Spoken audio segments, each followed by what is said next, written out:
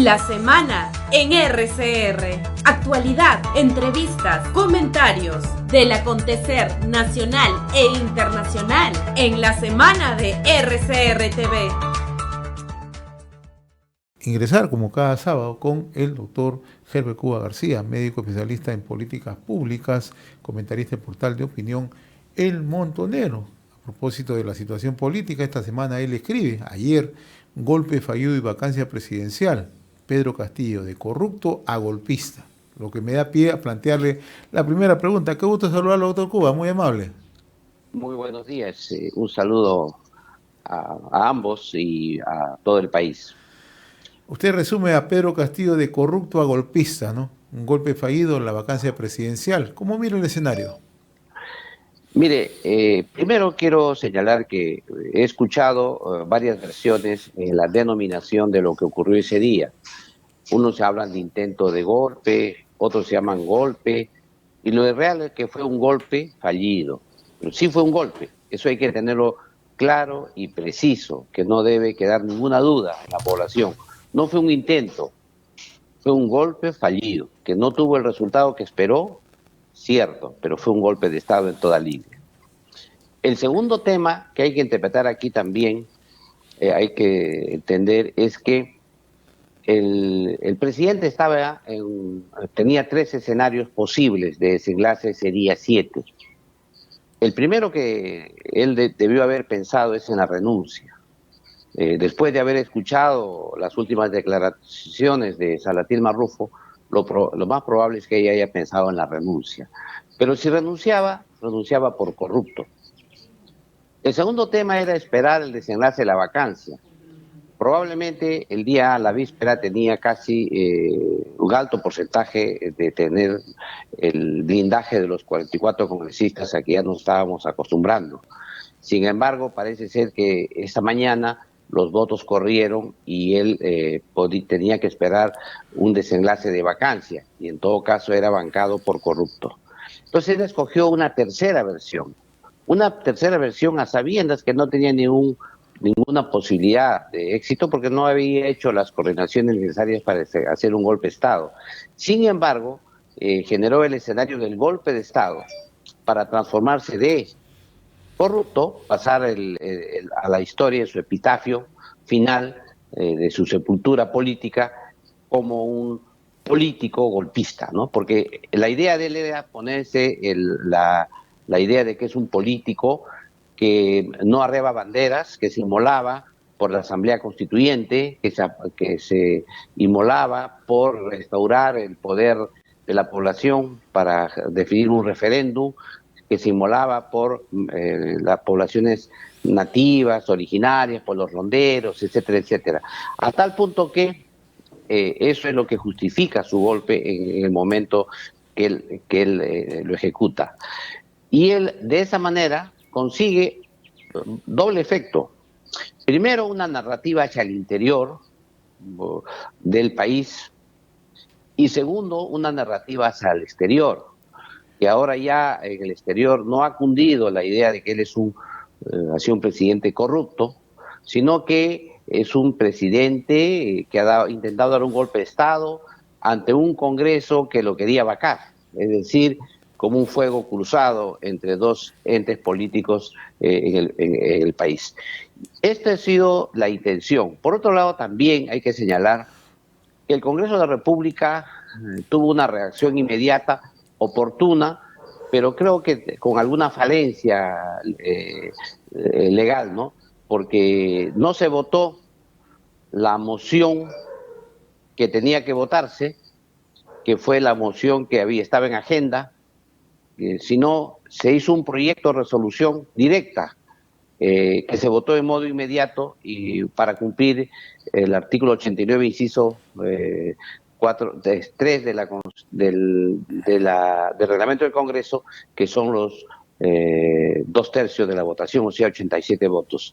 Y ahí queda una duda en el limbo, que algunos analistas lo han planteado, que va a merecer una discusión probable en el futuro, de si es que ese proyecto de resolución inmediata debería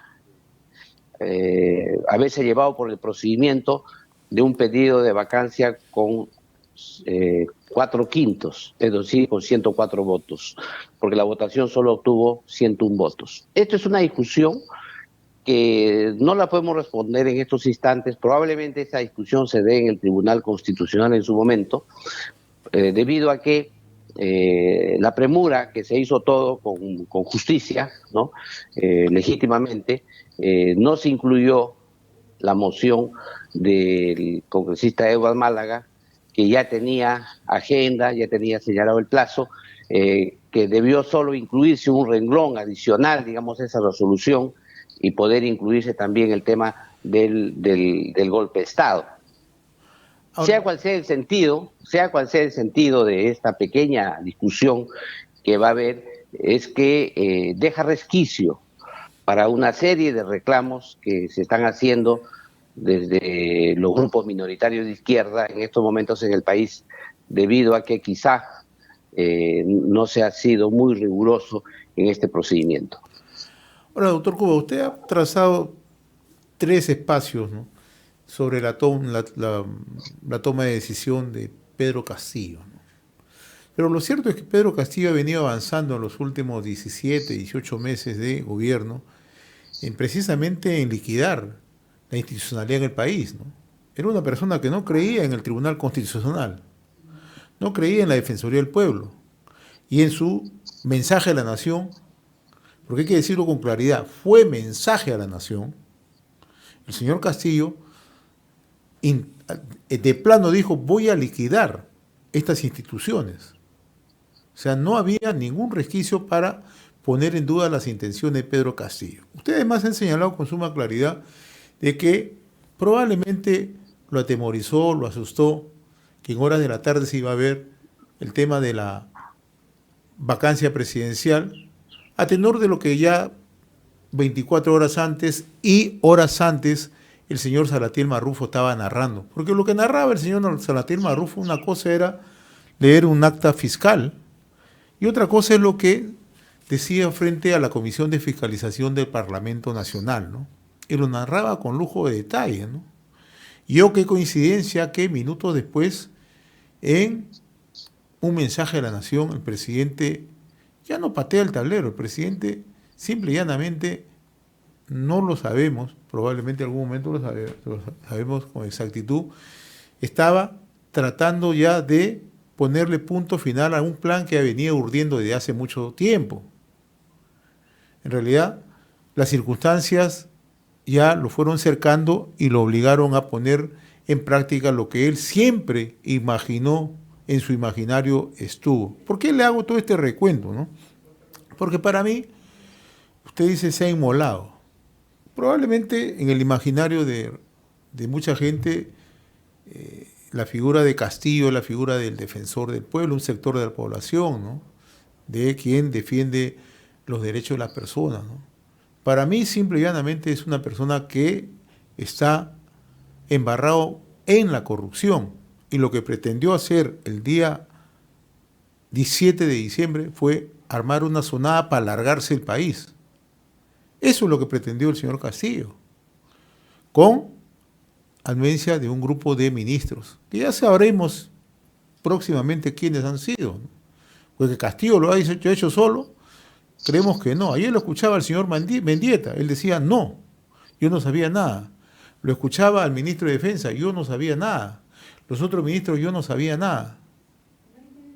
Entonces, ¿quién ha redactado ese discurso? ¿El señor Castillo? Mire, yo concuerdo con todo lo que usted plantea. Sin embargo, queda una duda razonable. ¿Qué fue el acto que determinó que él se atreva a dar un golpe de Estado en esa circunstancia? Es cierto todo lo que usted dice. Hay otros y todos han señalado una serie de figuras, unos desde que estuvo drogado, otros que no sabía que leía, otros que señalan que le han hecho leer, etcétera, etcétera. Todo eso tiene un solo componente, que es netamente político, es decir, pasar esta parte de su vida no como un delincuente corrupto, sino pasar a un golpista que tiene motivaciones políticas. Es decir, y aquí hay que tenerlo bien claro, las formas democráticas, el tema electoral, son solo para el partido a quien él representa, solo son un medio, una vía para llegar al poder. La otra vía es la vía que le llaman ellos el golpe de la calle. Por lo tanto, el tema del golpe es relativo en la forma que usted lo entiende, que lo entiendo yo y que lo entienden ellos. Por eso es que el concepto fundamental es haber dado una salida de tipo político de esa crisis que lo acosaba por actos de corrupción en toda línea y en todas las esferas de su gobierno. Todo su medio alrededor estaba lleno de corrupción y eso se estaba demostrando progresivamente y que probablemente iba a salir la resolución de vacancia por ese motivo. Sin embargo, el hecho ha tenido un giro llamado suicidio político. Sin embargo, como usted sabe, en política nadie muere mientras no sea físicamente. Y en esto es la esperanza que existe, y como usted ha señalado también, él tenía otra percepción de la realidad. Él pensaba que iba a haber miles de ronderos afilando sus machetes en las pistas de Lima, iba a haber cientos de trabajadores, de campesinos en las calles de Lima, iba a haber una serie de movilizaciones, un caos nacional, cosa que, como todos vemos, no ha ocurrido y ni ocurrirá. Lo que tenemos es el normal desenlace que siempre hay desavenencias cuando hay este tipo de cambios de gobierno. Y eso es, digamos, dentro de los márgenes aceptables dentro de una democracia. Y por otro lado también lo que hay que expresar es que esto ha dado pie a que países extranjeros se entrometan en la política interna y pretendan señalar de que aquí ha habido un golpe de Estado de la derecha, ¿no? Doctor Cuba, pero sí. esto, discúlpeme que lo corte, pero a propósito de lo que te dice, esto da pie, ¿por qué? Porque el señor Castillo permitió, el señor Landa permitió, el señor Rodríguez Cuadro permitió, los otros exministros de Relaciones Exteriores permitieron. Eso es, en realidad, y lo que ha pasado con el presidente de México es un hecho inaceptable, porque eso no lo hubiera hecho el señor Landa, con toda seguridad. Eso no lo hubiera hecho otro ministro de Estado. No sabemos quién tomó la determinación, probablemente la propia presidenta. Pero lo que ha hecho el señor Petro, lo que ha hecho el señor AMLO, el señor Andrés López Obrador, de meterse, lo venían haciendo a cada rato, sino que nadie le decía nada. Eso era una cuestión común. En este mismo programa hemos señalado en reiteradas oportunidades que no se le enmendaba la plana a México. Así es. Y lo hemos señalado expresamente porque creemos que, inclusive pedía yo que los partidos de oposición lo hagan, inclusive el Congreso de la República, la Comisión de Relaciones Exteriores del Congreso de la República, si es que no lo hacía el Ejecutivo. Y lo seguirán haciendo en la medida en que la nueva presidente no exprese claramente la posición internacional del país. Pero hay un detalle aquí adicional. Tenemos que entender entonces que el respaldo irrestricto de las Fuerzas Armadas al orden constitucional, y aquí quiero resaltar de cierta medida la figura del presidente del Congreso, José William Zapata, debido a que él es un héroe, Chauvin de Huántar, tiene un liderazgo reconocido dentro de las Fuerzas Armadas, y es evidente que el cierrafilas constitucional se ha visto fortalecido con su presencia. Y por otro lado también hay que resaltar el gran trabajo que hizo la Policía Nacional, que sin uso de la violencia de ningún tipo pudo develar este golpe de Estado, porque hay que decirlo, ¿no? Si hubiera habido gente en las calles, de repente la situación hubiese sido más difícil. Sin embargo, también hay que resaltar el rol que han tenido los diversos organismos públicos constitucionales. Hablo de la Fiscalía Nacional. En primer lugar, la Fiscalía de la Nación ha tenido un rol muy importante en esta etapa. También el Poder Judicial, el Tribunal Constitucional, que hizo una reacción inmediata, y también la Defensoría del Pueblo. Yo creo que en este escenario, en muy poco tiempo, fue develado este golpe de Estado que se convirtió en fallido.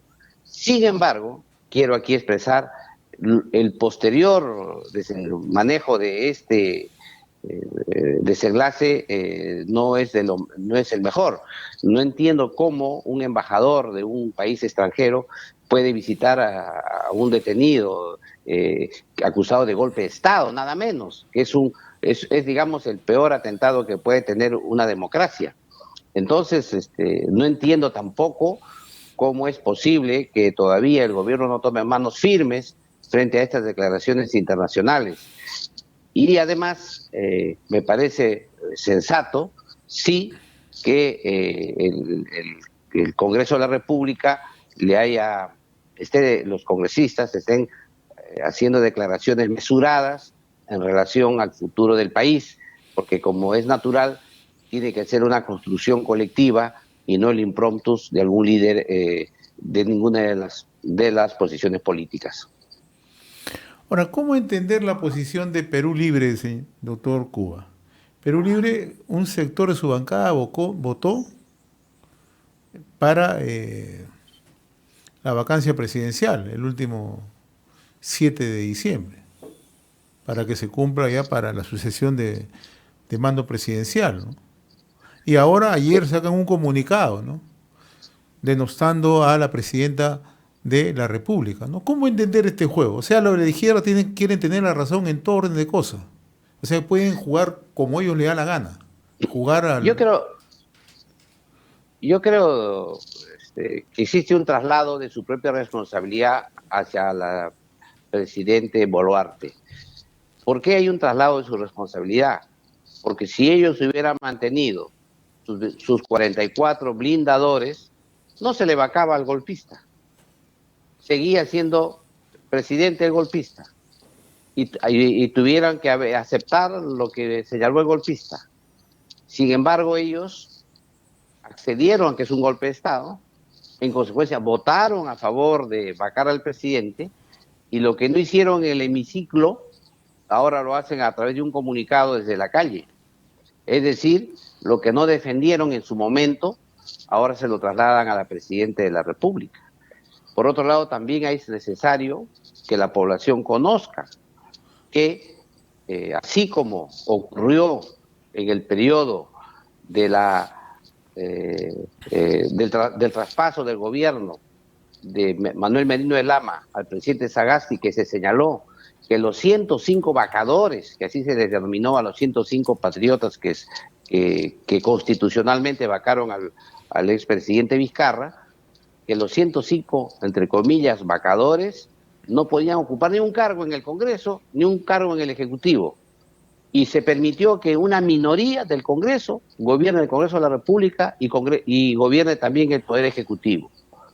Eso que es una experiencia que se ha vivido en el país, debería ser una experiencia hoy día a repetir, que 44 blindadores deberían estar al margen de la política dentro del Congreso de la República, deberían ser, en los casos que sea demostrable, deberían ser acusados constitucionalmente para ver sus responsabilidades políticas en esta infracción constitucional, porque como usted lo ha dicho, esto ha tenido todo un proceso, eso no ha sido de la noche a la mañana. Y por otro lado también hay que expresar que la presidente no se puede dejar de impactar y decir, señores, aquí no ha pasado nada, solamente ha sido el exabrupto de un ser humano, pero el resto de la agrupación política a la cual yo milito y en la cual yo trabajo está intacta. Yo creo que tiene que darse cuenta de que esa posición sería irresponsable. Por otro lado, también me parece sumamente preocupante que se pretenda señalar que el Congreso no debe participar en ningún efecto del Poder Ejecutivo ni nada, porque eso está mal vistos. Disculpen ustedes, pero si el presidente de la República no busca consensos y una mayoría parlamentaria para poder llevar adelante el país, no sé en qué democracia vivimos, porque no solamente debe haber confrontación entre los poderes, sino lo mejor es que haya complementariedad de poderes, que se trabaje en base a programas concretos con unas mayorías relativas, consensuadas por un programa común hacia el futuro. Eso no indica que no escuchan en la calle, pero no puedes también, en base a que ha habido 44 blindadores, echarle la culpa al resto de los congresistas y decir que todos los congresistas están excluidos de la vida política nacional. Y aquí hay otro aspecto que hay que tomar en cuenta.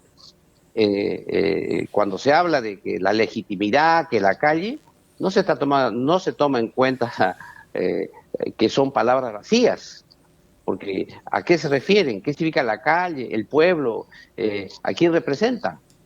Yo creo que en eso es necesario que el nuevo gobierno trabaje con los partidos que están dentro del Congreso de la República y también con los que están fuera del Congreso, pero de ninguna manera se pretendan presentar como representantes del pueblo a gente que no representa a nadie.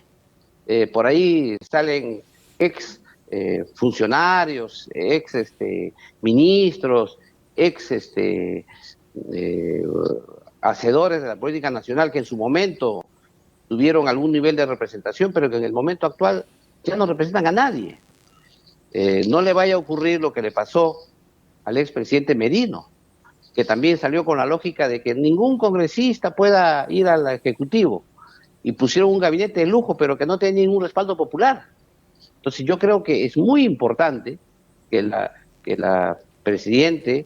nueva presidente ha hecho, conforme a lo que ha hecho, porque ha hecho diálogo con todos los partidos políticos, sepa consolidar una alianza congresal importante que le permita llevar a cabo un gobierno que, en primer lugar, le dé estabilidad económica y política al país. En segundo lugar, retome la senda del crecimiento económico. Y en tercer lugar, realice las reformas políticas para fortalecer la democracia en el país. Pero fortalecer la democracia en el país a través de partidos políticos que prioricen el colectivo y no el individualismo, que es lo que hizo la reforma política de los grandes expertos, de la comisión de alto nivel del Vizcarrato, lo que llevó es a la destrucción precisamente de los partidos políticos. No es elevando el individualismo dentro de las agrupaciones políticas en que uno va a resolver el tema colectivo. Y para eso se necesita que los congresistas actuales, en colaboración con el gobierno, hagan una agenda para ver la reforma política que tienda a fortalecer los partidos políticos, la democracia interna, eso sí, por meritocracia dentro de los partidos políticos, las escuelas partidarias dentro de los partidos políticos y por otro lado también consolidar un proceso de educación cívica a nivel nacional, porque también hay que tomar en cuenta que el desapego de los peruanos hacia las formas democráticas es muy alta, y esto pasa porque tiene que haber una educación desde los colegios, desde a la población en general, por las formas democráticas y la educación cívica que requiere para que nuestro país funcione de mejor manera en el futuro, para que experiencias golpistas como la que hemos tenido no se repitan. Doctor Cuba, usted que es profesional médico, a ver si nos da alguna explicación respecto a esta pérdida de memoria del expresidente Castillo, porque dice que ahora no recuerda nada. Y por último, hasta este momento no se sabe quién escribió el discurso, porque el general Bobbio dice que no sabe nada, sus asesores Mendieta y Palomino dicen que no saben nada, la señorita Betsy Chávez tampoco dice que no sabe cómo apareció ese discurso.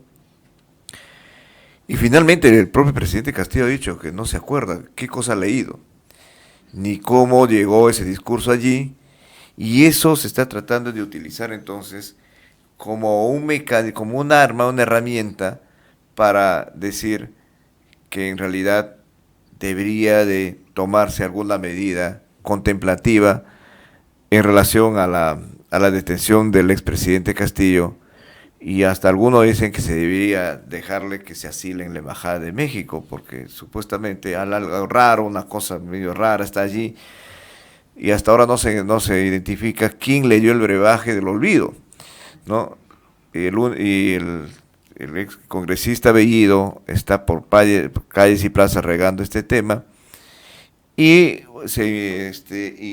además se está tratando de asusar a la gente diciendo hay que ir a defender al presidente Castillo, hay que ir a sacarlo de allí porque nos han dado un golpe. El Congreso es el golpista ahora y no el presidente Castillo. ¿Cómo entendemos este tema? ¿Cómo se han trasladado, se ha hecho un enredo aquí de estas cosas? Mire, la amnesia del presidente es parte de la estrategia política. ¿Recuerda usted que cuando capturaban en el pasado a un senderista, ¿no? Lo primero que era negaba todo. Y en este caso es una negativa absoluta. El hecho que no se recuerda, guarda silencio y de esa manera encubre todo el aparato que debe estar intacto todavía dentro del gobierno y que en estos momentos, como toda organización, debe estar encubriendo toda esta organización, en el proceso de tapar pruebas, etcétera. No es extraño, por ejemplo, que cuando la Fiscalía entró a la presidencia, el Consejo de Ministros no encontró nada. Esto tiene que ver con toda una estrategia de trabajo que tiene la política. Por eso es que no recuerda nada, no sabe nada, comienzan a crear una serie de bulos para señalar señalar a la gente que lo que se trata realmente es de que ha habido, como usted lo ha señalado, ¿no? Un golpe de Estado desde el Congreso, elucubrado por la derecha peruana, que como lo ha dicho el presidente de México, la ha denominado una oligarquía retrógrada, ¿no? Y entonces, en ese escenario, el rol que tiene que cumplir él es de silencio absoluto y esperar que otros escriban el libreto de la lucha, porque él está caído, ya no tiene ninguna acción en el embate político, ya no tiene ninguna injerencia en lo que puede ocurrir fuera de las paredes de la cárcel, salvo el que sirva como símbolo para sus seguidores que tiene fuera, que son grupos que, como hemos visto, están todavía bloqueando algunas vías, están todavía marchando. Como se ha observado, son grupos minoritarios, pero es probable que eso continúe todavía algunos días. En eso ha hecho bien la presidenta Dina Boluarte, la presidenta Dina Boluarte, que se ha rodeado de eventos militares, ha estado en la ceremonia de la batalla de Ayacucho, ha recibido el reconocimiento formal de las Fuerzas Armadas y esto muestra el respaldo institucional que tiene para ejercer el poder político del país. Y lo más probable que en el momento que juramenten sus ministros, esto le va a dar mayor legitimidad frente a estos grupos pequeños que todavía pretenden subvertir el orden. Aquí hay algunas lecturas que quisiera aportar, ¿no? La primera de ellas es que hay un sector que señala que lo que ocurrió en el Perú es una fase de transición. Yo me pregunto, ¿transición a qué? ¿De transición de esta constitución a una nueva constitución? Lo que ha ocurrido en el Perú es la defensa del Estado democrático. Lo que ha ocurrido es estar donde estamos, en el Estado democrático. ¿No es cierto? Estamos en una democracia y si hay alguna reforma que se tengan que hacer, se hace dentro del marco que señala la Constitución y las leyes. Ese es un primer. Si no estamos sin ningún gobierno de transición, lo que se ha hecho es cerrar un golpe de Estado, se ha habido un intento de destrucción de la democracia, que a través de la democracia ha sido salvada. Entonces no hay ninguna transición. En segundo lugar, la Constitución señala que el presidente debe estar hasta el año 2026. Es obvio que si la presidente no construye los consensos necesarios con las fuerzas políticas del país, ella misma socava su propia gobernabilidad. Si ella pretende seguir gobernando bajo los mismos lineamientos que lo hizo Pedro Castillo, poniéndose incluso al margen de la Constitución y todo el día socavando el espíritu constitucional, es obvio que probablemente eso acabe antes. Pero si es que se mantiene en el resguardo y en los parámetros de la Constitución y las leyes, su mandato debería concluir indefectiblemente el año 2026. Y por otro lado también es necesario recordar que el crecimiento económico a niveles altos es el que saca de la pobreza a la población. No hay forma milagrosa que por decisiones políticas o legales se pueda sacar al país de la pobreza. Y esto lo hemos visto los peruanos, porque el Perú ha tenido un inmenso crecimiento económico en los últimos 30 años, ¿no? Un crecimiento económico que se ha basado en que los ingresos de las arcas fiscales se incrementaron, en que el presupuesto de la República crezca cada año y podamos hacer mejores políticas redistributivas. Ahora, doctor Cuba, yo quiero volver a lo que planteaba Carlos, que parecería para muchos risible, pero no es risible en realidad, por esta narrativa que está impulsando el señor Bellido, que está impulsando el señor Gonza, ya lo hemos escuchado a otros legisladores en esa misma dirección, está resultando bastante peligrosa, ¿no? ¿Por qué? Porque acá hay un tema de fondo. Ayer, por ejemplo, se ha conocido que el señor Castillo le ordenó al comandante general de la policía, Raúl Alfaro, que detenga a la fiscal de la Nación, ¿no? Patricia Benavides, ¿no? Entonces, ese olvido exprofeso del presidente de la República tiene un corolario de fondo. Entonces, y ahora, con esta narrativa, la están impulsando a aquellos sectores que es cierto, ¿no? Donde hay muchas necesidades, donde se pueden aprovechar, ¿no? O sea, ¿hasta dónde se puede seguir permitiendo esto de grupos como el señor Bellido? Y yo se lo digo con toda seguridad, el señor Bellido no ha ido preocupado por lo que el presidente no se acuerda, por lo que el presidente puede hablar, y lo puede comprometer a Guido Bellido, o puede comprometer a otros personajes. O sea, hay que mirar muy de cerca lo que está aconteciendo en la vida política del país, porque esta narrativa, que para muchos puede sonar, ¿no?, jalada de los cabellos, a muchos puede sonar cómo es posible, ¿no? Porque mañana, tarde o temprano, van a salir con el argumento de que la Casa Militar intentó envenenar al presidente. Se lo aseguro. Con ese argumento, si sigue calando, van a echarle la culpa a la Casa Militar. Eso es muy peligroso, hay que tener en consideración eso. Estamos ingresando en un terreno donde se están aglutinando todo, a pesar de que tienen sus diferencias, ¿no?, los que han apoyado a Castillo, pero se están aglutinando. ¿Qué opina usted? Sí, mire, aquí dos cosas. En primer lugar, que la salud mental del presidente es óptima. Bien sabemos todos que el Instituto de Medicina Legal, en el momento de su detención, le ha hecho un examen médico legal. Y todos sabemos que el resultado es que su estado de salud es óptimo. En consecuencia, todo aquello que diga que que tiene problemas lagunas, problemas mentales, etcétera, etcétera, eso es una falsedad, porque ha sido ya contrastado con el examen médico legal.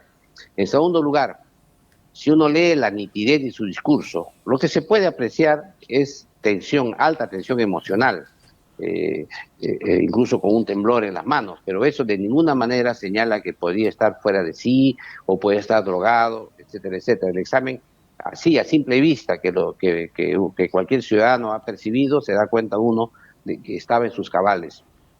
En consecuencia, por ahí no está. El tema es una estrategia del silencio, porque tiene que encubrir el aparato que tiene incrustado dentro del gobierno. No nos olvidemos que el aparato no es solamente el Palacio de Gobierno, el aparato está en toda la República, en todo el país, desde prefectos, subprefectos, etcétera, hasta los diversos aspectos de los ministerios, los gobiernos, servicio de inteligencia, inclusive Policía Nacional y Fuerzas Armadas. Yo creo que eso pretenden cubrir con su silencio, porque ¿quién más que él y las personal más cercano para que puedan señalar todos estos temas? Además hay que señalar adicionalmente que él tenía alta rotación de cargos de ministros, así que reconstruir los hechos va a ser sumamente complicado, pero él no rotó mucho, ni tampoco otros ministros que tuvieron mayor permanencia, que tranquilamente pueden dar mayores luces frente a lo que ocurrió en el país. Y yo estoy convencido que no le van a sacar mucho al presidente, porque como lo dijo en la Fiscalía, me abstengo el derecho de callar, y ahora ya salió con la idea propagada desde fuera, que no se acuerda, que no sabe nada, para hacerle ver que esa debe ser su tarea política en esta fase. Porque lo peor que le puede ocurrir es que la población conozca la lista completa, no de unos cuantos, sino de toda la lista de su aparato político que está incrustado en el poder político en el país. Muy bien, doctor Gerber-Cuba. Como siempre, muy reconocido por esta comunicación. Con seguridad vamos a seguir conversando más adelante de todos estos temas que están ocurriendo en el Perú día a día, minuto a minuto, hora a hora, ¿no? Porque en realidad hay que ir mirando cómo se desenvuelven los hechos, ¿no? Sí, seguro... antes de terminar, José Hernández, yo quisiera hacer una invocación a la calma, a la mesura, y hacer un llamado a que es natural que cuando hay un cambio de esta naturaleza genere muchos sinsabores en mucha gente. Sin embargo, la forma en que deben procesarse son por los cánones constitucionales y legales. Y además solicito a la Presidenta de la República que guarde la sensatez en su relación con el Congreso de la República, que la palabra tregua no es lo más correcto, porque aquí no ha habido guerra interna, sino lo que tiene que señalar más bien es que ha habido una incorrecta lectura de lo que significa la democracia. Y más bien lo que tendría que hacer es acercarse a la democracia, a los grupos políticos de la democracia, y tratar de buscar consensos y acuerdos de mediano y largo plazo que le permitan generar un espacio de gobernabilidad y poder concluir su mandato hasta el año 2026.